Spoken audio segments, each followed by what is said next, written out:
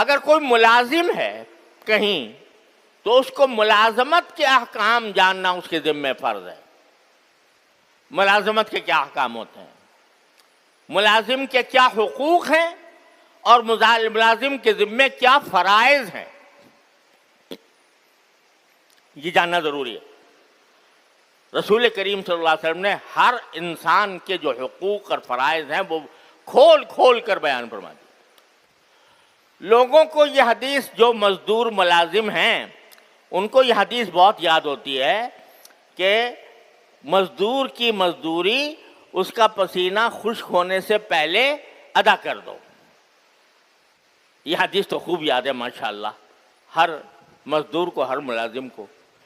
لیکن یہ کوئی نہیں سوچتا کہ پسینہ نکلا بھی کہ نہیں. اگر اس کا پسینہ نکلا ہے تو بے شک پسینے کے سوکھنے سے پہلے اس کی مزدوری واجب ہے، لیکن پسینہ نکلا یا نہیں نکلا یہ بھی تو سوچو. یعنی جس کام کے لیے تمہیں ملازم رکھا گیا تھا اس کام کو تم نے صحیح طریقے سے انجام دیا یا نہیں. جو اوقات تمہارے متعین کیے گئے تھے ان اوقات میں تم نے کام کیا یا نہیں کیا.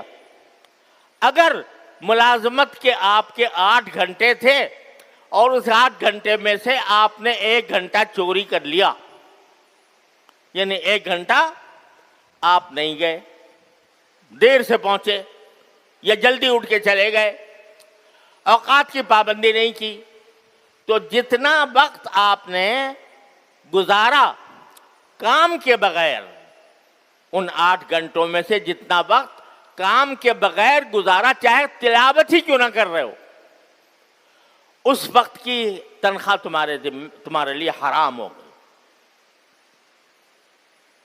یہ مسئلہ یا یاد ہے بس کہ مزدور کی مزدوری اس کا پسینہ سوکھنے سے پہلے ادا کر دو. بے شک یہ جو کسی کو ملازم رکھے اس کا یہ فریضہ ہے کہ اس کی اجرت بر وقت ادا کر دے، جلدی ادا کر دے. لیکن مزدور کا بھی کچھ فریضہ ہے کہ نہیں؟ اس کا فریضہ یہ ہے کہ وہ پورا کام محنت کے ساتھ اور وقت اپنا خرچ کر کے، اتنا وقت خرچ کر کے جتنا اس کے ذمہ لازم کیا گیا ہے وہ پورا کرے. اب یہ مسائل اور یہ احکام یہ غفلت کا شکار ہیں، ان کی بارے معلومات نہیں ہے. تو اگر کوئی تاجر ہے تو تجارت کے بارے میں معلومات ہونا ضروری ہے کہ اس میں کون سی تجارت جائز ہے، کون سی ناجائز ہے. ملازم ہے تو ملازمت کے مسائل اس کو معلوم ہونے چاہیے.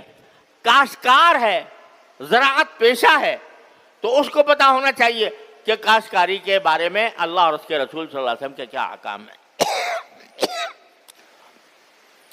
کسی بھی پیشے سے منسلک انسان ہو تو اس پیشے کے بارے میں جو احکام اللہ اور اللہ کے رسول صلی اللہ علیہ وسلم نے عطا فرمائے ہیں ان کا جاننا ضروری ہے. وہ علم فرض عین ہے ہر انسان کے ذمہ، اس کا اہتمام کرنے کی ضرورت ہے. اور اس کے لیے میں تجویز یہ دیتا ہوں کہ ہر مسلمان اپنے اوقات میں سے کچھ وقت، چاہے وہ رات کو 10-15 منٹ ہی کیوں نہ ہو، وہ نکالے اور اس میں دین کے احکام سیکھنے کی کوشش کرے. کتابیں موجود ہیں. اسوہ رسول اکرم صلی اللہ علیہ وسلم ہمارے ڈاکٹر صاحب قدس اللہ علیہ وسلم کی کتاب ہے. بہشتی گوہر ہے جس میں مسائل بیان کیے گئے ہیں. صفائی معاملات ہے، حضرت تھانوی رحمۃ اللہ علیہ کی کتاب ہے.